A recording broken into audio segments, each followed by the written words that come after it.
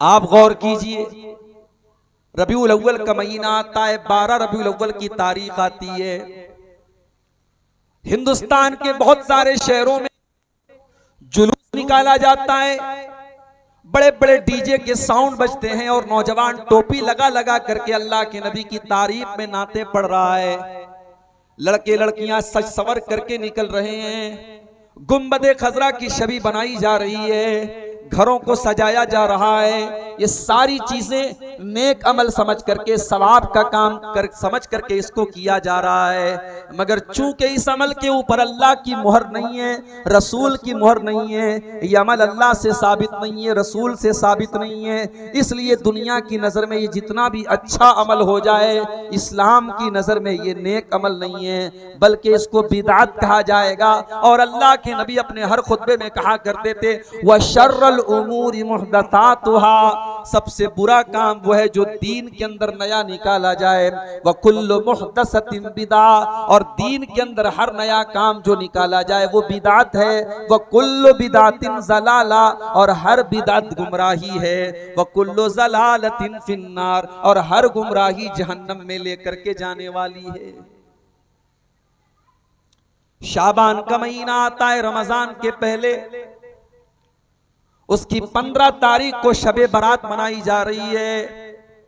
कब्रिस्तान पे जाके लोग मुर्दों के, अपने अपने मुर्दों की कब्र पे जाकर के फातिहा पढ़ रहे हैं, मस्जिदों को सजाया जा रहा है, रात रात भर कुरान की तिलावत की जा रही है।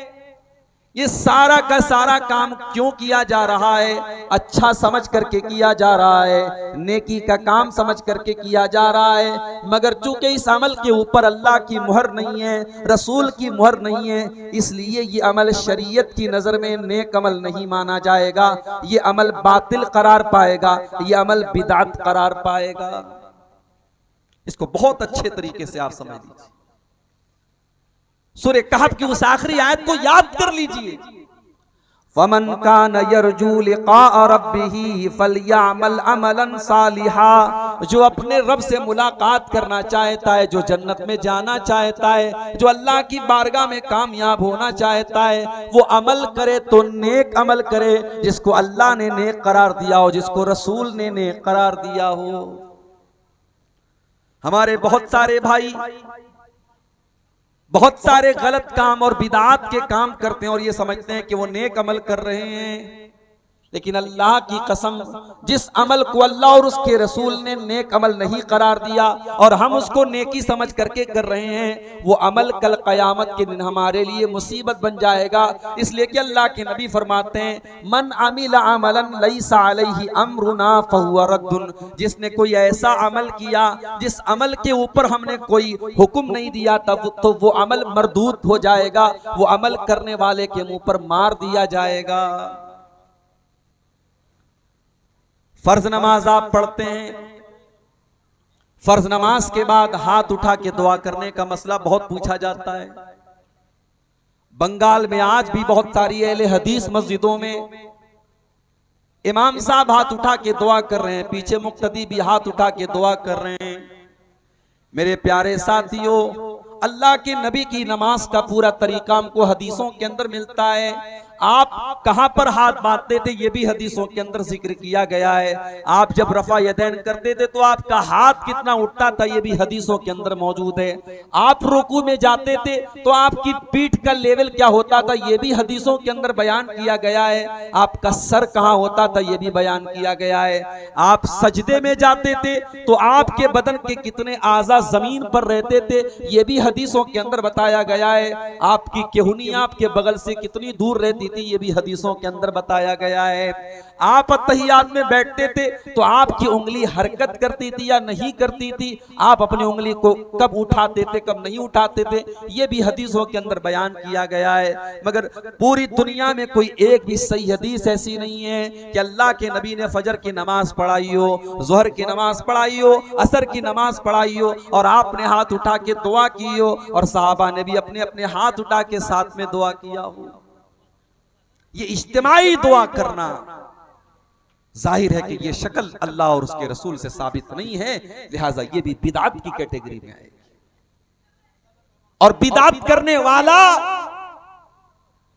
वो लाख ये समझे, भाई साहब डिस्टर्ब मत करो, भाई बात मत करो, यहां खड़े हो। बिदात करने वाला जितना भी उस अमल को नेकी का काम समझ करके करे, कल कयामत के दिन उसको समझ में आएगा कि मैंने तो इसको नेकी का काम समझ करके किया था, मगर आज ये मेरे हक में मुसीबत बन गया, मेरे गले की हड्डी बन गया। कयामत के दिन जब लोग प्यास से बेहाल होंगे, अल्लाह के नबी अपनी उम्मत के लोगों को जामे कौसर पिला रहे होंगे, कौसर का पानी पिला रहे होंगे, और अल्लाह के नबी की उम्मत के लोगों की निशानी क्या होगी? गौर से सुन लो अररिया वालों, भट्टाबाड़ी वालों, अल्लाह के नबी की उम्मत की निशानी ये नहीं होगी कि वो लुंगी पहनने वाले होंगे, वो टोपी लगाने वाले होंगे। उनकी ये पहचान भी नहीं होगी कि उनका नाम इस्लामी टाइप का नाम होगा। उनकी ये पहचान भी नहीं होगी कि वो गोश्त खाने वाले होंगे, बल्कि अल्लाह के नबी की उम्मत के लोगों की पहचान ये होगी कि उनके आज़ाए वजू चमक रहे होंगे। वो दुनिया से वजू करके और नमाज, वो दुनिया में वजू करते होंगे और नमाज पढ़ते होंगे, और वजू में जिन जिन चीजों को वो धोया करते थे वो सारी की सारी चीजें लाइट की तरह चमकेंगी। उनका चेहरा चमकेगा, उनका हाथ चमकेगा, उनकी केहूनियां चमकेंगी, उनके पूरे आज़ाए वजू चमकेंगे, और ये चमक ही उनकी पहचान होगी कि अल्लाह के नबी के उम्मत के लोग हैं। अब जो बेचारा नमाज ही नहीं पढ़ता, वो किस मुंह से कहेगा कयामत के दिन कि मैं अल्लाह के नबी का उम्मती हूं? ये पासपोर्ट होगा कयामत के दिन। जैसे अगर आपको इंडिया से बांग्लादेश जाना हो, इंडिया से सऊदी अरब जाना हो, तो बगैर पासपोर्ट के आप नहीं जा सकते। वो पासपोर्ट आपकी पहचान होता है, पासपोर्ट आपको आगे जाने का एक जरिया होता है। अल्लाह के नबी कौसर का जाम पिला रहे होंगे, और गेट पर वहां एंट्री आपको तब मिलेगी जब आपके पास वजू का पासपोर्ट होगा, आपके पास नमाज का पासपोर्ट होगा। अल्लाह के नबी अपनी उम्मत के लोगों को जामे कौसर पिला रहे होंगे। इतने में कुछ लोग आएंगे, अल्लाह के नबी उनको भी कौसर का पानी, और कौसर का पानी कैसा होगा? हदीस में अल्लाह के नबी फरमाते, मन शरीबा मिनहु ला यज़मा बादहु अबदा। जो कौसर का पानी एक बार पी लेगा, उसके बाद उसको कभी प्यास नहीं लगेगी। अल्लाह के प्यारे नबी अपने उम्मतियों को जामे कौसर पिलाने की कोशिश कर रहे होंगे कि फरिश्ते आकर के रोक देंगे, अय अल्लाह के नबी आप इनको पानी नहीं पिला सकते। अल्लाह के नबी सवाल करेंगे, क्यों नहीं पिला सकता? इनका जुर्म क्या है, इनकी गलती क्या है, इन्होंने क्या ऐसा काम किया है कि मैं इनको जामे कौसर नहीं पिला सकता? फरिश्ते जवाब देंगे, इन्नका ला तदरी मा अहदसु बादक। अय अल्लाह के नबी आप नहीं जानते इन्होंने आपके बाद दीन के अंदर कौन कौन से नए नए काम किए। अय अल्लाह के नबी इन्होंने शबे बारात का त्योहार भी मनाया, इन्होंने 12 रबीउल अव्वल को जुलूस भी निकाला, इन्होंने मुहर्रम की 10 तारीख को ताज़िये भी निकाले, इन्होंने कब्रों पर जाकर के चादर भी चढ़ाई। अय अल्लाह के नबी इन्नका ला तदरी मा अहदसु बादक। आप नहीं जानते कि इन्होंने आपके दीन की शक्ल कैसी बना डाली, इन्होंने आपके दीन को कितना बदल डाला। जैसे ही अल्लाह के नबी को पता चलेगा ये बिदअती लोग हैं, जैसे ही आपको पता चलेगा कि ये वो लोग हैं जिन्होंने आपके दीन को बदल डाला, बुखारी और मुस्लिम के अल्फाज हैं, अल्लाह के नबी बड़े गुस्से से कहेंगे, सुहकन सुहकन लिमन गय्यर बादी। ऐ फरिश्तों, इनको घसीट करके मेरी आंखों से दूर लेके चले जाओ, इनको जहन्नम में लेकर के चले जाओ। इन्होंने मेरे दीन को बदल डाला, इन्होंने मेरी शरीयत को बदल डाला, इन्होंने बिदात और खुराफात के काम किए हैं, इनको मेरी आंखों से दूर लेके चले जाओ। तो बिदाती, बिदात करने वाला और दीन के अंदर नया नया काम निकालने वाला अगर ये कहता है कि हम नबी का दामन पकड़ लेंगे और सरकार का दामन पकड़ लेंगे, तो वो या कान खोल करके सुन ले वो कि कयामत के दिन उसको नबी का दामन नसीब नहीं होगा। एक बात और बताऊं, मुशरिक के लिए कयामत के दिन अल्लाह के नबी शफात भी नहीं करेंगे। अल्लाह के नबी शफात करेंगे अपनी उम्मत के लिए, मगर आपकी उम्मत में भी अगर कोई मुशरिक होगा, कोई शिर्क करने वाला होगा, कोई अल्लाह के अलावा किसी और के आगे हाथ फैलाने वाला और किसी और के आगे सर झुकाने वाला होगा, अल्लाह के नबी उसके लिए शफाअत नहीं करेंगे। आप पूछेंगे इसकी दलील क्या है? आइए दलील आपको दे देता हूं। बुखारी की रिवायत है, मुस्लिम की रिवायत है।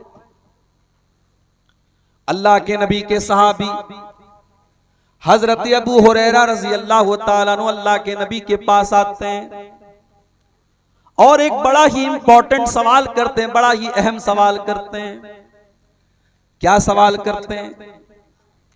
अय अल्लाह के नबी, अय अल्लाह के नबी, वो कौन खुश नसीब इंसान है जिसकी शफाअत, जिसको आपकी शफाअत मिलेगी कयामत के दिन? मन आसादुन्नासी भी शफाअती का या रसूल अल्लाह, अय अल्लाह के रसूल, कल कयामत के दिन वो कौन सा खुश नसीब इंसान है जिसको आपकी शफाअत नसीब होगी, जिसकी आप सिफारिश करेंगे, जिसको जहन्नम से बचाने की आप अल्लाह से रिक्वेस्ट करेंगे, जिसको जन्नत में डालने की आप अल्लाह से गुजारिश करेंगे, वो कौन खुश नसीब होगा?